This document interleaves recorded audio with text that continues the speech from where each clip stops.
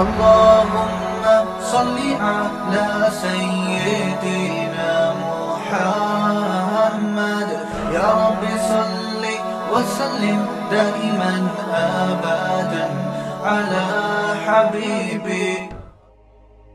روایات میں میرا ٹاپک نہیں ہے، لیکن وہ ایک شادی بھی ہماری روایات ہیں. اب جن گھروں میں جا کے دیکھو لڑکیوں کے لیے بندہ ہی شارٹ ہے مارکیٹ میں، تو کہاں سے ان کمبختوں کی شادیاں ہوں گی بتاؤ نا.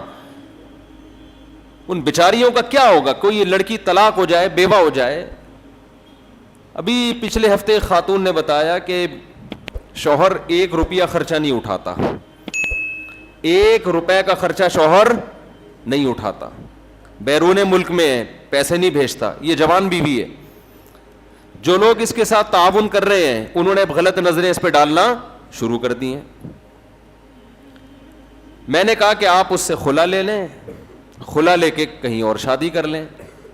اس نے کہا خلا تو میں لے لوں لیکن کوئی شادی کرنے کے لیے تیار، بچوں کے ساتھ کوئی شادی کرنے کے لیے تیار بولو نہیں. جو خرچہ دے رہے ہیں نا وہ بھی کہتے ہیں شادی نہیں کریں گے ہم. تو میں تو کہتا ہوں کہ اگر میں وزیر اعظم بن گیا میں ڈنڈے مار مار کے شادیاں کراؤں گا. ابھی تو صرف بیان سن کے برداشت کر لو آپ لوگ. آپ سے ابھی دوسری شادی کا بیان برداشت نہیں ہو رہا نا. میں وزیر اعظم بن گیا، میرا بیان آیا تھا پہلی شادی، تو میں پہلی نہیں دوسری بھی ڈنڈے مار مار کے کراؤں گا. یہ قوم کا حل ہے، یہ اس کے علاوہ حل نہیں ہے. جب آپ کی بیٹیاں بڑی ہوں گی اس وقت آپ سوچنا کیا گزرتی ہے جن کی شادیاں نہیں ہو رہی ہوتی. اچھا اس میں ایک اور بات کر کے میں آگے چلتا ہوں. یہ میرا ٹاپک نہیں ہے لیکن بات آ گئی ہے تو ایک چھوٹی سی بات. اس میں میرے پاس لوگ آتے ہیں کہ مفتی صاحب میں دوسری شادی کرنا چاہتا ہوں، میرے ساتھ مالی تعاون کر دیں. تو ایسے لوگوں کے لیے بھی میں کوڑا لٹکا کے رکھوں گا. سمجھ میں آ رہی ہے بات؟ کمبخت، ہم تجھے سپورٹ کرنے کے لیے شادی کروا رہے ہیں تیری، اس لیے نہیں کروا رہے کہ تجھے ہم سپورٹ کرنا شروع کر دیں. سمجھ میں آ رہی ہے بات کہ نہیں آ رہی ہے؟ تو چندے لے لے کے ہی تو نے کرنی ہے تو چھوڑ، تو نہیں کر، پھر وہ کرے جو کرنے کا اہل ہے وہ کرے نا. پھر یہاں لوگ کہتے ہیں پھر آپ غریبوں کو بھی آپ تو 2 شادیوں کا مشورہ دیتے ہو. بھائی ہم غریبوں کو اس لیے مشورہ دیتے ہیں کہ ٹرائی مارتے رہو، ہو سکتا ہے کوئی آپ سے بھی زیادہ غریب ہو وہ آپ کو مل جائے. کیونکہ یہ فیصلہ کہ مالدار کون ہے غریب کون ہے یہ میں نے یا آپ نے نہیں کرنا، یہ لڑکی والوں نے کرنا ہے. اب لڑکی کے باپ کی آمدن 10,000 ہے، اس کو وہ لڑکا مالدار لگے گا جس کی آمدن 20,000 ہے. وہ کہیں گے یار ہم میرے لیے 6 بیٹیاں 10,000 میں پالنا مشکل ہے، تو کم از کم سوکھی روٹی کھلا دے گا. تو اس لیے ٹرائی سب مارے، غریب بھی امیر بھی. ملے گی زیادہ تر کس کو؟ وہ اتنی لڑکی والے ظاہر ہے ترجیح اس کو دیں گے نا. سمجھ میں آ رہی ہے بات کہ نہیں آ رہی ہے؟ اسی طرح بعض دفعہ یہ ہوتا ہے کہ میں شادیوں کی باتیں کرتا ہوں، اللہ کا فضل ہے، مجھے اس پہ فخر ہے، مجھے اس میں کوئی وہ نہیں ہے کہ عیب کی بات نہیں ہے. لوگ مجھے کہتے ہیں شادیوں بات کرتا ہے، اپنی شادیوں پہ تھوڑی بات کر رہا ہوں میں تو آپ لوگ کے لیے بات کر رہا ہوں اور معاشرے کے لیے، سوسائٹی کے لیے بات کر رہا ہوں میں. تو دوسرا یہ بھی ہوتا ہے کہ خواتین کہتی ہیں کہ ہم شادی کر رہی ہیں تو ہمارے لیے کوئی مالی انتظام کر دیا جائے. ان کو بھی، ان کے ساتھ بھی میں 5 روپے کا تعاون بولو نہیں کرتا. اس لیے کہ آپ کی ذمہ داری، یہ سوسائٹی کی ذمہ داری نہیں ہے طلاق یافتہ بیوہ کو سپورٹ کرنا اس کی شادی. یہ ذمہ داری وہ اس مکھنچو کی ہے جو آپ سے نکاح کر رہا ہے. وہ کمبخت کیوں اپنی بیوی کو چندے منگوا رہا ہے؟ آپ کی کہیں منگنی ہوئی. غیرت مند آدمی کہتا ہے اب یہ ذمہ داری کس کی ہے؟ جو غیرت مند ہوگا نا وہ اس منگیتر سے کہے گا ایک دھیلا کسی سے نہیں لینا، اب تم کس کی عزت ہو؟ میری عزت. ایڈوانس میں پیسے بھیجنا شروع کر دے گا وہ، ایڈوانس میں کہ بھائی یہ آپ جوڑے کپڑے تیار کر لو، یہ پیسے میں بھیج رہا ہوں، آپ جو بھی خرچہ مرچہ ہوگا زیور شیور لینا یہ میں بھیج رہا ہوں. یہ کیسی غیرت ہے یار کہ اس کی ہونے والی بیوی چندے مانگ رہی ہے کس کے لیے؟ اپنے شوہر ہی کے لیے مانگ رہی ہے، جو اس کی ذمہ داری تھی وہ پوری کر رہی ہے. تو یہ جو سیکنڈ میرج کا جو سسٹم ہے نا، اس میں 5 روپے بھی کسی کے خرچ نہیں ہوں گے. جتنا خرچہ ہوگا، خرچہ کس کمبخت کا ہوگا؟ اس دولہا کا ہوگا جو کمبخت بیان سن کے شادیوں کا جوش پیدا ہو رہا ہے لیکن اس میں خرچہ کرنے کے لیے اس کا ظرف نہیں بن رہا، تو اس کو کرنا پڑے گا. اس لیے اس میں لوگ ہمارے پاس رابطہ کرتے ہیں، میں کر رہا ہوں تو مالی سپورٹ کریں. تو میں یہ دیکھ رہے ہیں نا آپ لوگ ان کے حوالے کر دوں گا. ایک دفعہ ایک صاحب میرے پاس آئے، کہنے لگے کہ میں آپ کے بیانات سے بہت متاثر ہوا ہوں. ऑफिसर थे वो। मैंने कहा चलो कोई तो इंस्पायर हुआ ना। अच्छा ये भी एक बात बता दूं, यही नाज़माबाद में जब मैंने ये शुरू में ये टॉपिक शुरू किया ना, 2 शादियां को रिवाज डालो, मेरे बयानात पर मस्जिद में पाबंदी लगी है।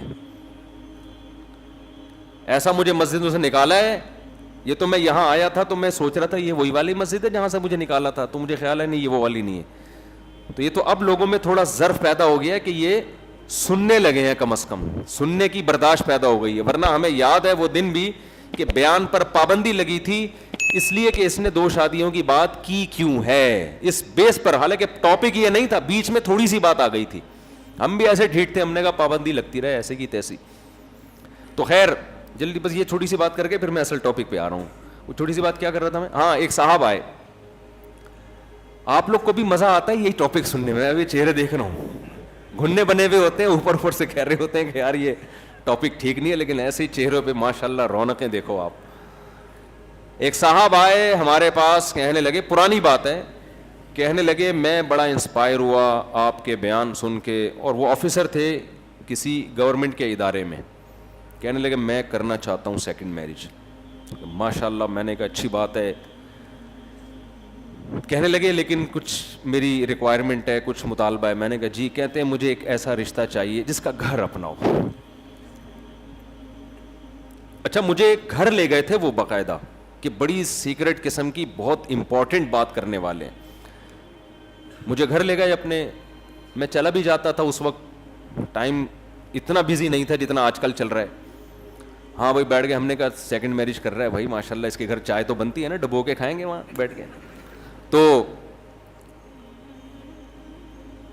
बैठ के जनाब उसने फिर बात शुरू की कि मैं असल में ये चाहता हूँ, मैं बड़ा उससे, अच्छा बंदा भी ज़रा शरीफ सा था ना महल्ले का।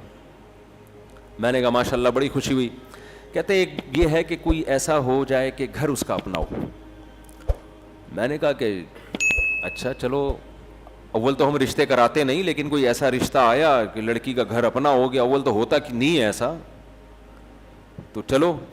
दूसरी बात ये कि असल में मैं ये चाहता हूँ कि वो मेरी वालदा की भी खिदमत करे। पहली वाइफ मेरी वालदा की खिदमत नहीं करती।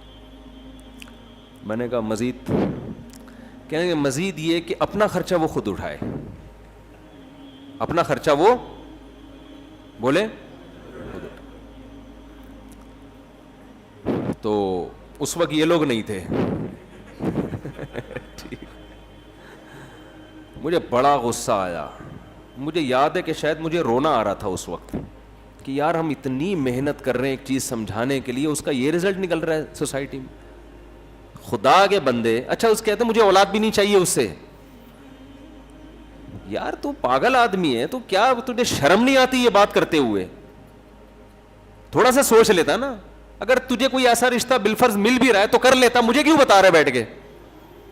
हमने तो किसी पे पाबंदी नहीं लगाई, आपको जिन शर्तों पे कोई रिश्ता मिल जाए आप करें, लेकिन आप हमारे सामने ये शर्तें लगा रहे हैं कि मैं इस तरह से करना चाहता हूं। कौन सा तीर मार लेगा भाई तू इस तरह से करके? तो मैं जो बयान मैंने शुरू किया था कि देखो, जब एक दफा बेगैरत बन जाओ तो बहुत सारे मसाइल क्या हो जाएंगे? हल हो जाएंगे। बहुत सारे मसाइल क्या हो जाएंगे? हल हो जाएंगे। मगरिबी अक़वाम ने यही किया है। बार बार मैं बयान में एक चीज़ जिक्र करता हूँ कि मुहज़्ज़ब कौमें थीं, दुनिया पे उनकी हुकूमत है, तरक्की याफ्ता कौमें हैं, तहजीब याफ्ता कहते हैं अपने आप को। अरे भाई आप कैसे तहजीब याफ्ता हैं?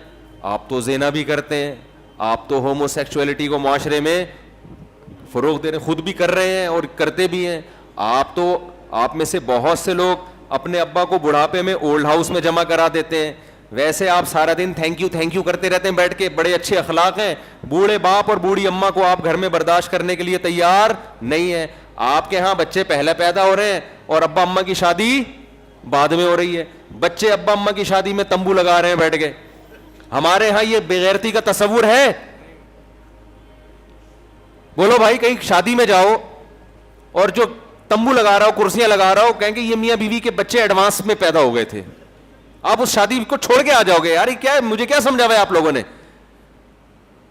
नशे वो कर रहे हैं, कोई चर्सी को अपनी बेटी दोगे आप? शराबी को दोगे?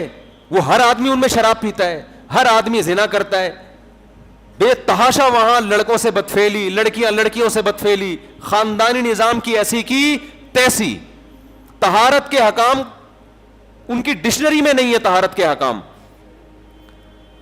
اب ہونا تو یہ چاہیے ہم ان کو فالو نہ کریں. ہم کہہ رہے ہیں لعنت بھیجتے ہیں ایسے معاشرے پر, لیکن وہ بڑے ہوشیار تھے. دنیا میں جو دادا ہوتا ہے نا محلے کا, وہ دیکھو جب کسی ماتحت غلام پہ الزام لگتا ہے وہ سوری کرتا ہے.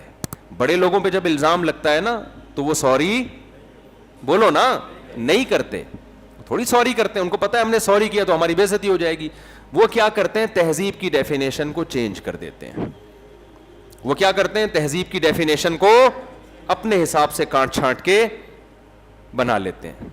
وہ کہتے ہیں ایکچولی اس سے کیا ہوتا ہے, اگر کسی سے آپ کا سیکشل ریلیشن ہو جائے بغیر میرج کے تو کیا ہے, وہ اس میں کیا خرابی, کیا اس میں ہو کیا رہا ہے. اگر بچے پہلے پیدا ہو جائیں تو کیا ہو گیا اس میں. اگر ہومو سیکشولیٹی ہو رہی ہے, میں کہتا ہوں بھائی یہ کام تو گدھا بھی نہیں کرتا. آج کل چونکہ یہ قانون پاس ہوا ہے نا, اس لیے میں اس کے خلاف زیادہ چیخ رہا ہوں. یہ کام گدھا بھی نہیں کرتا ہے.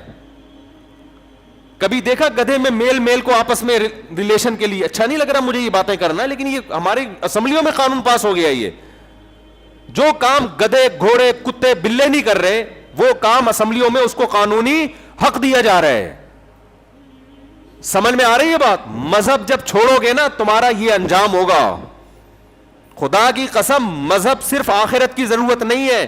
دنیا میں انسان اور گدھوں میں فرق کرنے کے لیے بھی کیا چیز چاہیے, اسلام چاہیے ہمیں. اسلام کے علاوہ ہمارے پاس انسان بننے کے لیے کوئی راستہ نہیں ہے. اب تو میں ہندوؤں سے کہہ رہا ہوں, سکھوں سے کہہ رہا ہوں کہ اپنا خاندانی نظام بچانا ہے, انسانوں کی طرح زندگی گزارنی ہے.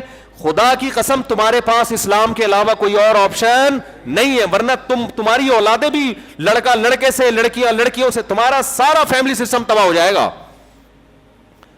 جانوروں میں ہمیں دو قسم کے جانور ملتے ہیں, ایک جوڑے بنا کے رہتے ہیں اور ایک بغیر نکاح کے رہتے ہیں.